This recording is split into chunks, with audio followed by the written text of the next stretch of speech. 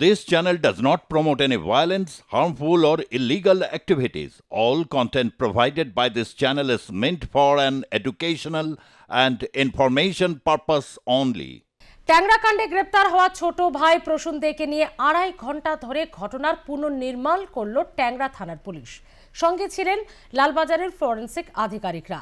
আজ প্রসূনকে তার অতুলসুর রোডের বাড়িতে নিয়ে যায় তদন্তকারীরা। বাড়িতে প্রবেশের সময় মুখে মাস্ক পরা অবস্থায় প্রসূন পুলিশের জিপ থেকে নামে। পুরো ঘটনার পুনর্নির্মাণের ভিডিওগ্রাফি করে পুলিশ।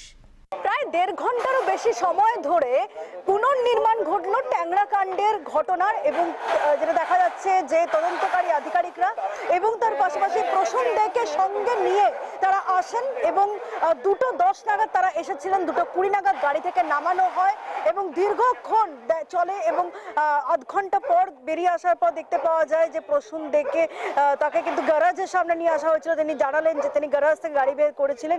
ঘড়ির কাঁটায় যখন 4:54 ঠিক সেই সময় কিন্তু তাকে বের করা হয়েছে এবং তাদের পুনর্নির্মাণ কিন্তু শেষ, এবং এরপরে তাকে নিয়ে যাওয়া হবে আবার ট্যাংরা থানায়।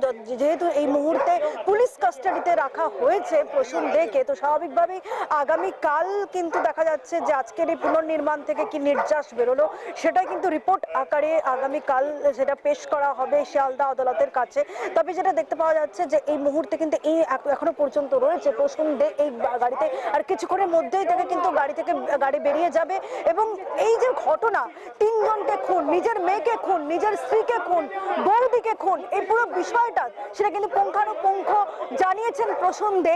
এবং তার পাশাপাশি তারা যে আত্মহত্যা করার চেষ্টা করেছিলেন, বিভিন্ন উপায়ে আত্মহত্যা করার চেষ্টা করেছিলেন, পুরোটাই কিন্তু তারা ফেলিওর হন এবং তারা কিন্তু অবশেষে রুবির কাছে গিয়ে মেট্রো পিলারে ধাক্কা দেন। যদিও 3 জনে কিন্তু বেঁচে যান, ছিলেন প্রসূন দে, দাদা প্রণয় দে এবং ভাই প্রতীপ দে।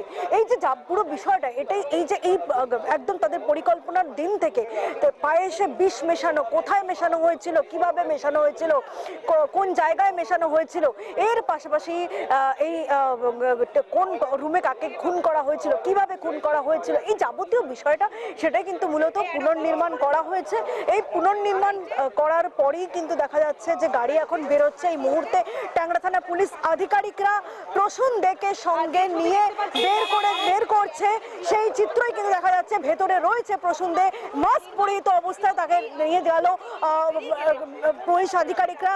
একদম ঘড়ির কাঁটায় যখন প্রায় 5টা ঠিক সেই মুহূর্তেই কিন্তু মূলত প্রসূন দেকে নিয়ে বেরিয়ে গেল পুলিশ আধিকারিকরা। দীর্ঘক্ষণ কিন্তু তাদেরকে এই গাড়িতেই কিন্তু মূলত ছিল এবং এই এখনো পর্যন্ত সেই প্রসূন দেকে সঙ্গে নিয়ে কিন্তু মূলত বেরিয়ে গেল আধিকারিকরা। যেটা দেখতে পাওয়া যাচ্ছে সবটা মিলিয়ে কিন্তু উল্লেখযোগ্য বিষয় যে এই আজকের থেকে কি নির্যাস পাওয়া গেল সেটাই কিন্তু আগামীকাল রিপোর্ট আকারে পেশ করা হবে শিয়ালদা আদালতের কাছে, এবং আবার তাকে হয়তো পুলিশ হেফাজতে নেওয়া হতে পারে, এমনটাই কিন্তু সার্বিকভাবে সূত্র মারফত জানা যাচ্ছে। সবটা মিলিয়ে পুনর্নির্মাণ কিন্তু সম্পন্ন হয়েছে ট্যাংরাকাণ্ডে, যেটা উল্লেখযোগ্যভাবে উঠে আসছে। ক্যামেরায় শুভঙ্করের সঙ্গে সঞ্জনা, আর প্লাস নিউজ, কলকাতা।